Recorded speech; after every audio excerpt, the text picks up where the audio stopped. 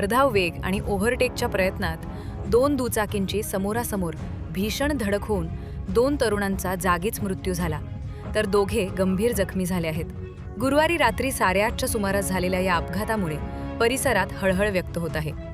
माळशिरस तालुक्यातील नातेपुते पिलीव्ह म्हसवड मार्गावर बागवान टेकाजवळ हा अपघात घडला.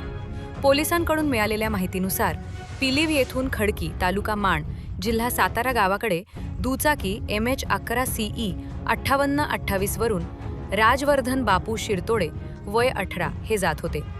त्याचवेळी सुळेवाडीकडून येणाऱ्या दुचाकीवर MH45 AG 6790 स्वप्नील समाधान शिंगू सुळे, साईराज सत्यवान सुळे आणि गणेश रामचंद्र माने तिघेही वय 18 हे प्रवास करत होते.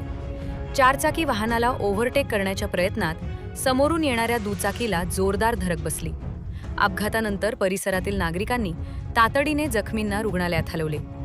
राजवर्धन शिरतोडे याला उपचारासाठी अकलूज येथे नेत असताना त्याचा मृत्यू झाला, तर स्वप्नील सुळे याच्यावर अकलूज येथे उपचार सुरू असताना त्याने अखेरचा श्वास घेतला. साईराज सुळे आणि गणेश माने हे दोघे गंभीर जखमी असून त्यांच्यावर उपचार सुरू आहेत.